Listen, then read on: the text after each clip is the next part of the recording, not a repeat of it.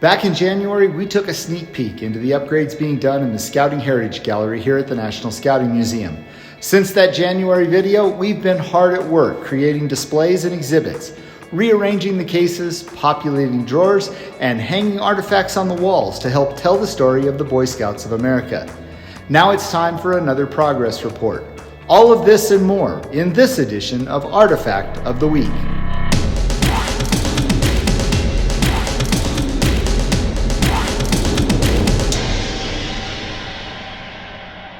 The theme of the updated Scouting Heritage Gallery is based on the aims and methods of Scouting.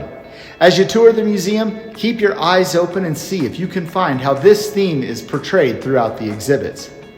This improved Founders area is still a work in progress, but as you can see, we've made steady headway and now have the majority of the items that will be on display mounted or installed. This section on BP's military service has a couple of unique items, including this matched set of kudu horns that belong to Baden-Powell and this flag that has a great story which we will tell in a future episode of Artifact of the Week.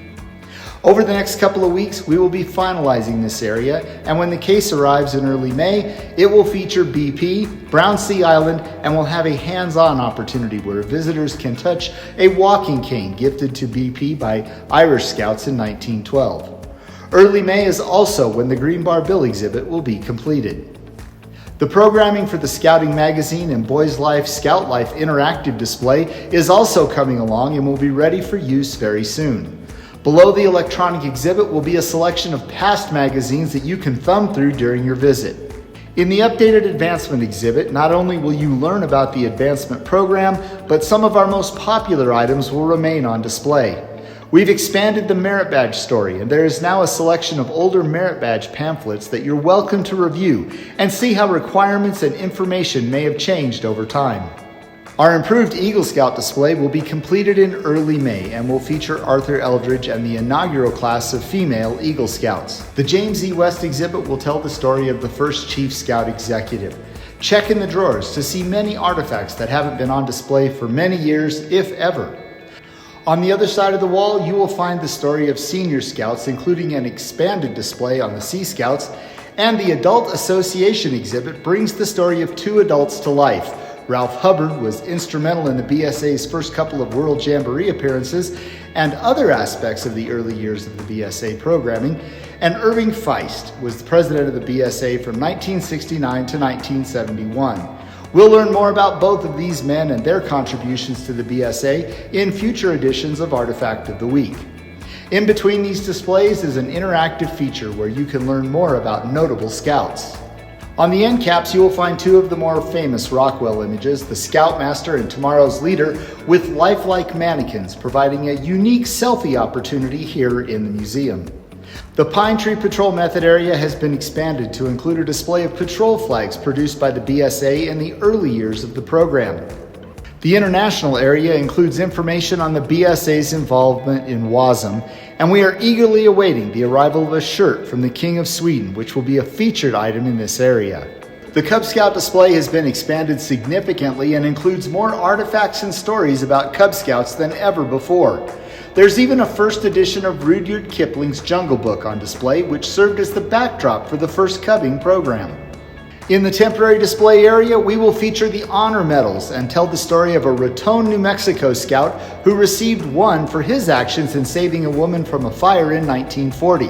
And the World Jamboree display will showcase the BSA's involvement in this event over the years, including the display of 4 of the trophies from the 1924 World Jamboree. The National Jamboree is also showcased on this wall, where you will see many large artifacts, and the video display in this exhibit will be used to share information about past and current Jamborees. This display case will feature the involvement of women and girls with the stories of 3 pioneering women leaders, as well as a display on the inclusion of females in Exploring and Scouts BSA. And finally, this wall will look forward to the next 100 years of the BSA. Now, we're still looking for local councils to help us populate the large 12-foot by 8-foot video wall that will greet visitors as they enter the gallery. We want your photos and videos to help us tell the stories of the impact on our local communities and in the lives of those that have belonged to the BSA. To make this part as robust as possible, we need your help. In the video description, you will find some information on how your unit, district, or council can participate in this effort and make your stories a part of the story that we're telling here at the National Scouting Museum. Make no mistake, this update hasn't even come close to showing or telling you all about all of the new features and displays you will experience when this upgrade is completed.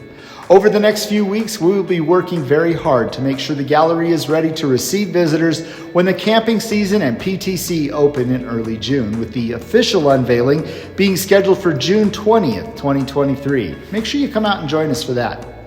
If you're as excited about this upgrade as we are and you would like to help sponsor a part of the exhibits or displays, please let us know. We're still looking for sponsors for the Seton Gallery and the Santa Fe Trail Gallery, as well as sponsors for many of the various individual displays and interactive features.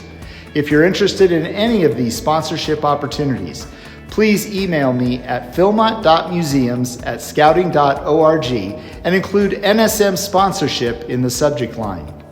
As always, there are still some items that we're looking for to either add to these exhibits or to fill holes in the museum's collection. Items like uniforms from the early days of scouting from the 1970s, the 1980s, and 2010 to current designs. We're also looking for scout shoes and bags, brass unit numbers, and items from senior scouts and explorers. The museum also wants to add official BSA tents to the collection. We're still interested in program materials from the World or National Jamborees you may have experienced and that you'd like to donate.